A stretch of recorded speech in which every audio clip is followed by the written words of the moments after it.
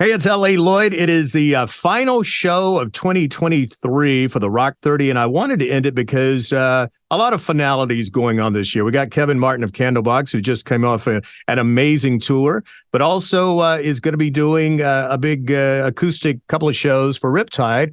Kevin, good to see you, man, as always. Throughout the 30 years, man, it's always a pleasure to have you on the show. I'm surprised you still having me on the show. Hey, look, through thick and thin till the end, my friend. And also, exactly. We've got Todd from Riptide Society. I appreciate you being on here with us today, Todd. Thank you for having us.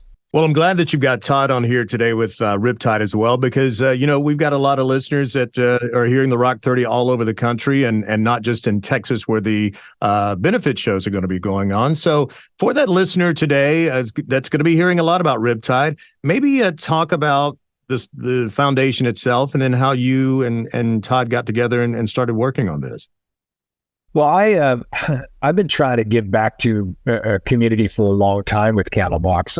I do several charities a year. I've done the This Time Tomorrow charity, which is up in Milwaukee, which is a cancer charity. I've done breast cancer charity awareness. I'm doing a suicide awareness charity in Los Angeles in December. So I like to lend myself to those things, but I've always really felt like I needed to be a part of one and have one myself. And so when I met Todd through a mutual friend that we have in Texas, we just started talking about how could I give back to something. He brought this girl to a show that we had in Austin a few years back. And we got to chatting about life and the things that are going on. And I told him a story about my friend Maddie and Mary Beth and a little boy that they had fostered for 2 years in hopes that they would be able to adopt him, and they got to it. And he just said, you know what, we should do something with that. Let's do Riptide. You've got the song called Riptide Society, which kind of talks about being, buried under the life's, constant changes and weights. And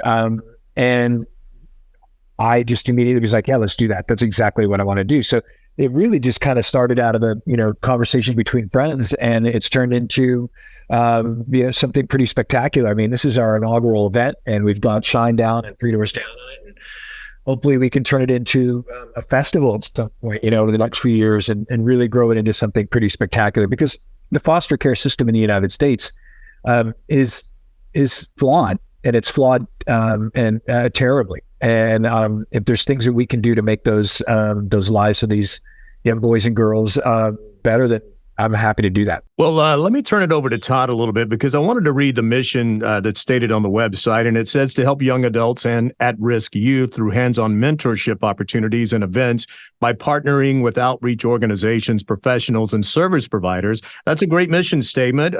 So, Todd, who would you say has really kind of been, stepping up to the plate initially that's really been a great partner or partners for you? Yeah. So,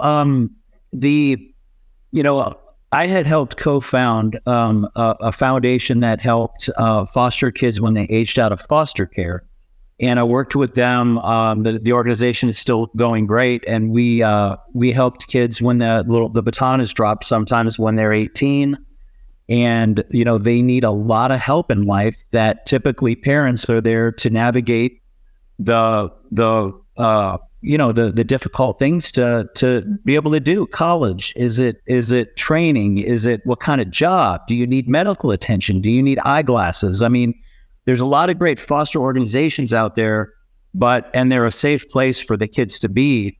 But there's a lot more that parents do that these kids that don't have parents, they're just missing that huge part of their lives of support and encouragement, love and direction. And so that's right around the time that I met Kevin. Some of our recipients had said, gosh, I just wish I met you when I was younger instead of 18. And so that was the 2x4 that hit me in the head, that of course these kids need this help earlier, whether they're infants, whether they're 5, 6, 7, 8, 9, 10.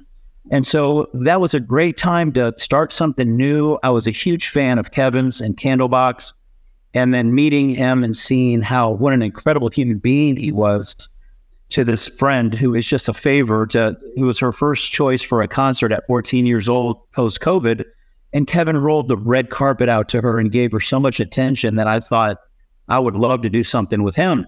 And then, like he said, we got on the phone the next day and started talking. I shared a little bit about my past. He talked about, that right now in his life, retirement and what am I going to do next? I want to give back. I want to keep playing music, but do it for a cause. Right.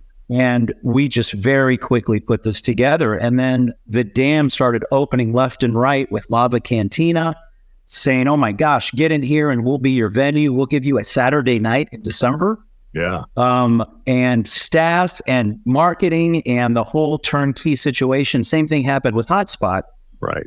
And then just like you offered to syndicate this and break down barriers in geography so that we could get this message out nationwide, the guys at Hotspot also said, we want to stream this so that, we can get this message out. And so we've already, even before the event on the 1st and the 2nd, we've helped 40 kids go to college in Cabrera that would have never gone before. We've helped groups of kids in Denver be able to get instruments and go to camps. We've done lake camps and water camps in Austin, and we've given, and Subaru and Guitar Center Foundation are 2 partners of ours already. So instruments and cars, are just a few of the things that we're doing. But to your question about the other partners that we work with to be able to see which kids need the most help the fastest. And one of the things we really pride ourselves on is there's no box that we're in that you only get this. Right. If you need eyeglasses, if you need medical, if you need college, room and board, and we help kids get jobs, and it's forever. It's ongoing. Once you're in the Riptide family, you're here with us just like a parent is with their kids. So one of our big partners is Foster Village. Okay. And they're right here in Dripping Springs outside of Austin. Amazing organization with an amazing leadership. And they do a lot of the things like Kevin mentioned to help the broken foster system with great people, trained people available to help kids in need in a split second. And we're here to help them, continue their journey. So that's a quick 5 minutes of some of the things we're doing and how we're doing it. Sounds great. Well, say if, there's someone who needs help or maybe someone who wants to volunteer their time to help, kind of a 2-part situation there. What's the best way for them to get involved and also those seeking help? Well, Kevin just ran into an amazing lady, I think, in Denver. Her name is Tiffany, and she is a nurse practitioner and helps sex trafficked girls when they need help with all of the things they need. He and I have just a great back and forth. He'll meet somebody and kick it over to me. We can kind of run it through the process, have them learn more about our team and what we're doing. Kevin and I have kind of a motto with our whole board, and we like to say yes. If it falls into a good ethical area umbrella of help, we want to say yes because you never know what somebody needs. So when we have a volunteer come on in, right. It could be therapy, it could be like I just mentioned with a nurse, and it could be just people coming out of the woodworks to help us with our events because 100% of the money we raise goes to kids. I've never seen that in any charity in my entire life, and we're proud of that. And it takes volunteers and a really great team to help us accomplish that. Well, so our socials is a really great way to reach us as well. If you have a friend or a family, or somebody's in need of something, you can find us at riptidesociety.org. We also have Riptide Society on Instagram. I believe we have a TikTok one as well. So we're out there, and it's really just a matter of sending us a message and letting us know that you need some help or you're here to help. Well, I think the acoustic vibe of these last 2 shows are perfect, but sometimes with high energy songs like you and Three Doors Down have, is it a little difficult to pull off some of these songs in a more of a laid back, unplugged setting, if you will? Well, the interesting thing is I think both Three Doors Down and Candlebox have written the majority of their songs on acoustic guitars. So it lends itself. I think the only song that we ever really have difficult with personally, Candlebox, is the song You, because we've had to modify it to be played in an acoustic format because it just wasn't written. But it still comes off pretty cool. It has kind of a Richie Havens song, Freedom. Oh yeah. Where he just really goes after it. It kind of feels like that. So that's really the only one we had some difficulty with. But I think that it's going to really lend itself to a musical exchange of great ideas and great songwriting for a great cause. And so if it doesn't work, then we'll plug it in next year. But I think that we're going to pull it off pretty well. Since Riptide is our theme today, I did want to talk about that particular track. I mean, you've mentioned Riptide as one of your all-time favorite songs. You can find it on Wolves if you're looking for it. And there's even an acoustic version of this. So why is this song really important to you that, really even maybe led to, talking about Riptide as a society and a charity? Well, when I wrote this song, I wrote it with this kid here in Los Angeles, Keith Longo, and he had been going through some, really tough times. He'd been signed in a band that he had. He was struggling as a songwriter here in LA. And told me some of the demons that he'd been fighting over his young career, which I kind of chuckled about. But he really felt that he was lost, and that's kind of where this song opened my eyes to what we could actually say to people. Candlebox has always been respected as a band that has something to say musically as well as lyrically. And people have always kind of said to me, your song lyrically changed my life or helped me to get clean or stay sober and all this stuff.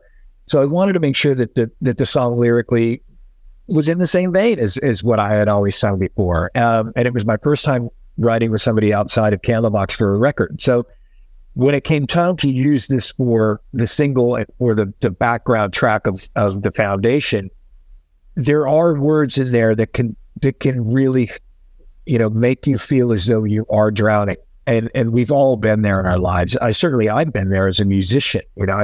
I felt that Candlebox was drowning in 1998 and continued to drown until 2004.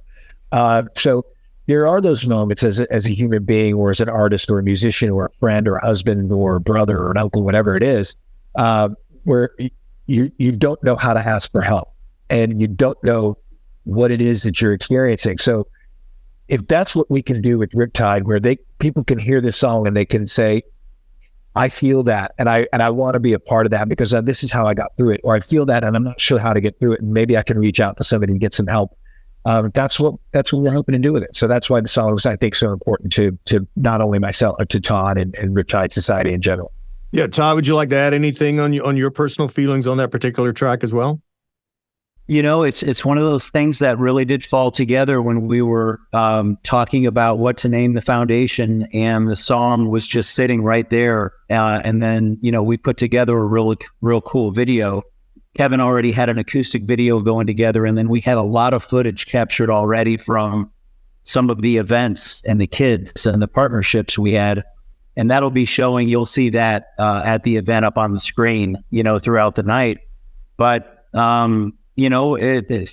therapy and support, a light at the end of the tunnel, don't give up. I mean, these kids with a little bit of help, love and support, it's incredible.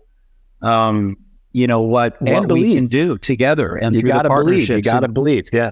You gotta believe. And it just takes an army of people joining together to get in here and help everybody we can. And once again, thank you again just for this opportunity to share the story and all the fans and the audience you have, worldwide. Well, definitely check out the two shows, December 1st at Hotspot in Cedar Park, Austin area.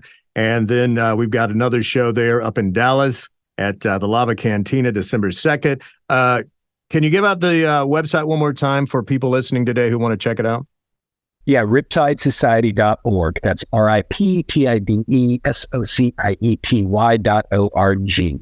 Awesome. Love it. Todd, Kevin, thank you. And hope you have a great holiday. And you can depend on me in all the years coming up. If you want to keep this going with some live festivals, just hit me up, and I'm always happy to help get the word out and would love to be there on site with you as well.